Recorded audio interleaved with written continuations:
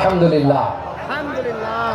প্রিয় ভাইরা, আপনারা জানেন আপনি আমাকে দেখতে দিবেন না নাকি? যে সর্বশেষ বিভাগীয় সফর রাজশাহী বিভাগের প্রোগ্রাম এই চাঁপাইনবাবগঞ্জে হচ্ছে। আলহামদুলিল্লাহ। আমি সবাইকে অন্তরের অন্তঃস্থল থেকে শুকরিয়া জানাই যারা এই প্রোগ্রামে আপনারা অংশগ্রহণ করেছেন। আমি অন্তরের অন্তঃস্থল থেকে ধন্যবাদ এবং মোবারকবাদ জানাতে চাই আজকের প্রোগ্রামের অর্গানাইজিং কমিটিকে। খুব সম্ভবত জাবালুন নূর ফাউন্ডেশনের উদ্যোগে আজকের চাঁপাইনবাবগঞ্জের এই ঐতিহাসিক তাফসীরুল কোরআনের প্রোগ্রাম আয়োজন হয়েছে। দীর্ঘ অনেক দিন অনেক কষ্ট করে, অনেক প্ল্যান করে, প্রোগ্রাম করে পুরো জেলা শহর, বিভাগীয় শহরের সব ক্যাপাসিটিকে একসাথে করে ওনারা আজকের এই চমৎকার কোরআনের বাগানকে সাজিয়েছেন। আমি অন্তরের অন্তঃস্থল থেকে এই জাবালুন নূর ফাউন্ডেশনকে ধন্যবাদ দিতে চাই। আজকের প্রোগ্রামে উপস্থিত আছেন চাঁপাইনবাবগঞ্জ জেলার সম্মানিত ব্যবসায়ী বৃন্দ, চাকরিজীবী বৃন্দ, সমাজ সেবক বৃন্দ, ছাত্র জনতা, পর্দার আড়ালে মায়েরা, আইন শৃঙ্খলা বাহিনী, প্রশাসনের ভাইয়েরা, বিশেষ করে সেনাবাহিনী, র্যাব, বিজিবি, ভলান্টিয়ার্স, সাংবাদিক বন্ধুরা, মিডিয়া কর্মী, ইউটিউবার্স, আমি সবাইকে অন্তরের অন্তঃস্থল থেকে শুভেচ্ছা এবং মোবারকবাদ জানিয়ে শুরু করছি। আমি ধন্যবাদ দিতে চাই আজকের প্রোগ্রামের সম্মানিত সভাপতি মহোদয়, প্রধান অতিথি মহোদয়, বিশেষ অতিথি মহোদয় বৃন্দদেরকে যারা আজকের প্রোগ্রামে উপস্থিত হয়ে প্রোগ্রামের সৌন্দর্যকে তারা বাড়িয়েছেন, অলঙ্কিত করেছেন। আলহামদুলিল্লাহ। আমি সবাইকে শুকরিয়া, মোবারকবাদ এবং ধন্যবাদ জানিয়ে শুরু করছি। প্রিয় ভাইরা, আমরা নতুন একটি বাংলাদেশ পেয়েছি। আলহামদুলিল্লাহ। নতুন ভোরের বাংলাদেশ। এখন আমাদেরকে ঐক্যবদ্ধ থাকতে হবে, বিচ্ছিন্ন থাকলে হবে না, ঠিক কিনা? আমি প্রায় বলি, যখন আমরা একা থাকি তখন আমরা ব্যক্তি, যখন আমরা সবাই মিলি তখন আমরা শক্তি। আমাদের এই ইউনিটি, আমাদের এই ঐক্যবদ্ধ শক্তিকে আগামীর ইসলামের জন্য কাজে লাগাতে হবে। চিল্লায় বলেন ঠিক কিনা? Especially the Gen Z of Chapainababganj, the Gen Z of Rajshahi.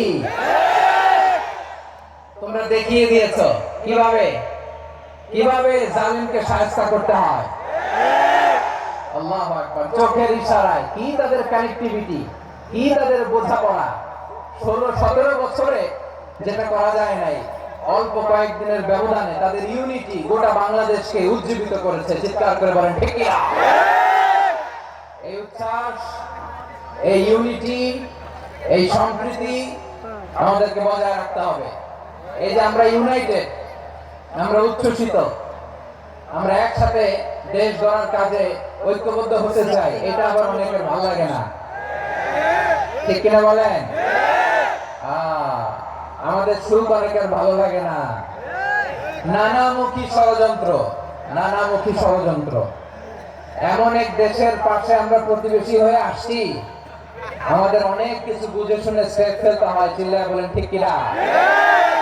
আমরা যদি ঐক্যবদ্ধ থাকতে পারি, কেউ আমাদের কিছু করতে পারবে না। এজন্য আগামীর বাংলাদেশ ঐক্যবদ্ধ বাংলাদেশ। আমরা এমন রাজনৈতিক বন্দোবস্ত চাই যেখানে কেউ কাউকে জুলুম করার সাহস দেখাবে না, নতুন করে আর কেউ জালিম হবে না, নতুন করে ফ্যাসিস্ট হওয়ার সাহসটুকু, দুঃসাহসটুকু কেউ দেখাতে পারবে না। এরকম বাংলাদেশ আমরা চাই কি চাই না? আওয়াজ করে আপনার মতামত জানান দেন। এরকম নতুন ভোরের বাংলাদেশ আমরা চাই কি চাই না? চাই, হাত তুলে আল্লাহর দেখায়। আল্লাহু আকবার, আল্লাহু আকবার। ঘরে ঘরে জালো, ঘরে ঘরে জালো। বিপ্লব বিপ্লব, ইসলামী বিপ্লব, ইসলামী বিপ্লব, বিপ্লব বিপ্লব।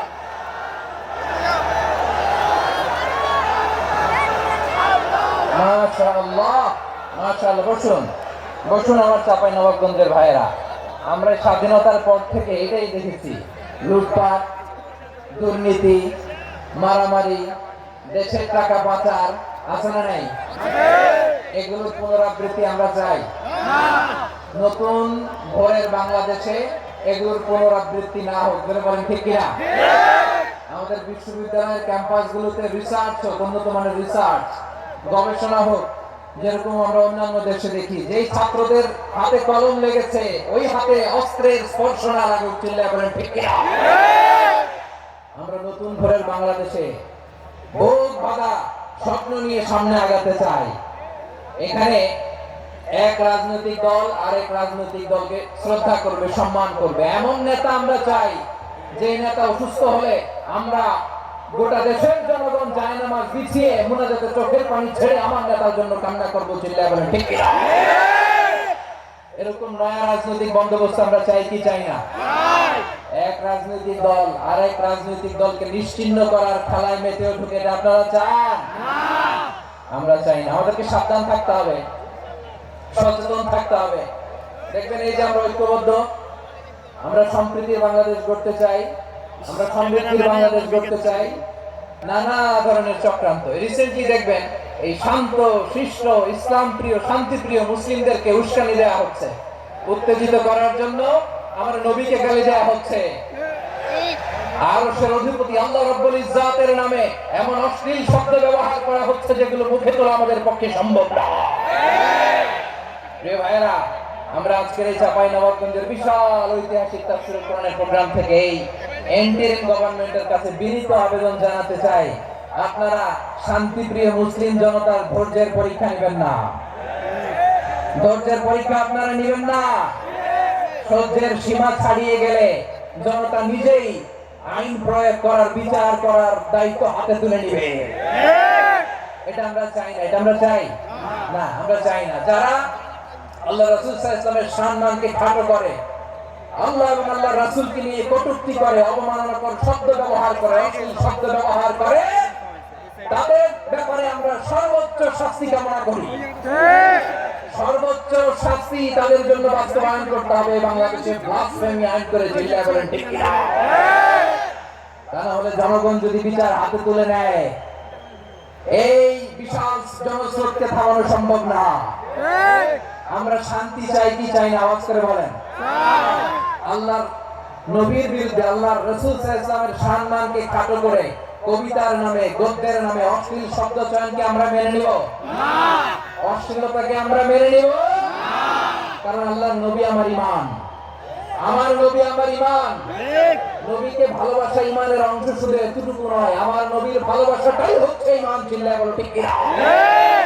আমার নবীর জন্য আমরা বুকের তাজা রক্ত বিলিয়ে দিতে রাজি আছি না নাই? আছে। রাজি আছো মুসলমান? আছে। রাজি।